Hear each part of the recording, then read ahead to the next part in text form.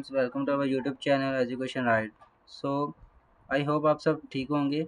आज हम सी लैंग्वेज में एक छोटा सा कोड लिखेंगे। प्रीवियस वीडियो में मैंने आपको सी लैंग्वेज में एक कोड लिखना सिखाया था जो कि कंसोल स्क्रीन पर हेलो वर्ल्ड प्रिंट करता था। उसके बाद हमने सी लैंग्वेज में देखा था कि सी लैंग्वेज का सिंटैक्स क्यों इम्पोर्टेंट है, और उसके साथ मैंने आपको बताया था कि गेट सी एच और रिटर्न ज़ीरो में क्या डिफरेंस है, और मेन फंक्शन क्या होता है कि कंपाइलर किस तरह मेन फंक्शन में हर लाइन को किस तरह से कंपाइल करता है। आज हम एक बेसिक कोड लिखेंगे जिसमें हम यूज़र से इनपुट में उसकी एज लेंगे, फिर उसकी एज को स्क्रीन पर शो करेंगे।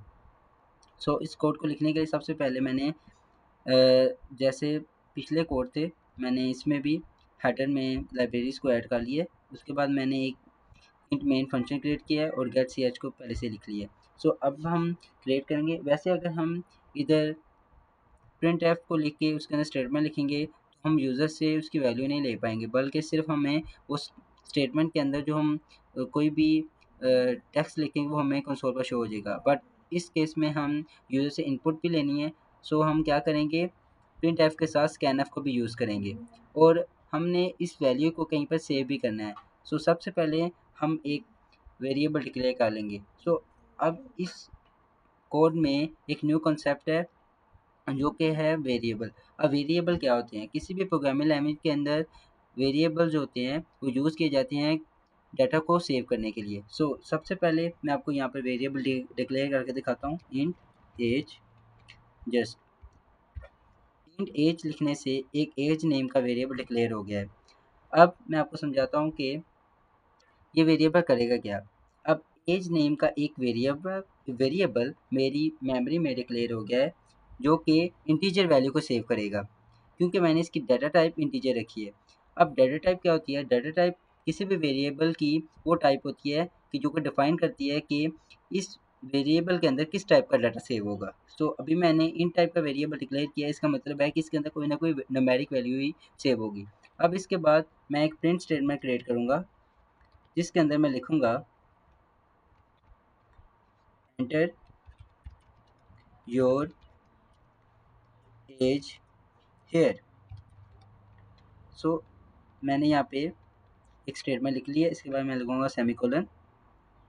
अब मैं स्कैन एफ लिखूँगा। स्कैन एफ, अब स्कैन एफ क्या है?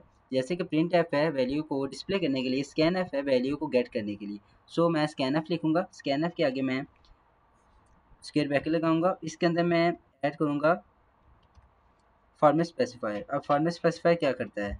फॉर्मेट स्पेसिफायर इसलिए यूज़ किए जाते हैं ताकि हम अपनी वैल्यू को फॉर्मेट स्पेसिफायर के हेल्प से अपने कोड के अंदर सेव कर सकें। इसके बाद हम आगे लिखेंगे एंड एज जो कि वेरिएबल है, और आगे लिख देंगे सेमीकोलन। अगर हम इतने कोड को रन करेंगे तो एज अ प्रोग्रामर हमें इस बात को अब समझना होगा कि हम कोड को देख के ही उसकी आउटपुट को ऑब्जर्व कर सकें कि किस तरह की आउटपुट होगी। अगर हम इस कोड को रन करेंगे तो हमारे कंसोल स्क्रीन पर पहले लिखा आएगा एंटर योर एज हेयर, उसके बाद आगे जो कर्सर है वो ब्लिंक कर रहा होगा। जैसे ही मैं उसके अंदर वैल्यू एंटर करूँगा वो कोड कंप्लीट हो जाएगा। क्योंकि अभी इस कोड में सिर्फ 2 लाइन्स ही हैं, तो इसलिए सिर्फ 2 लाइन्स तक ही कोड चलेगा। मैं इस कोड को रन करता हूँ।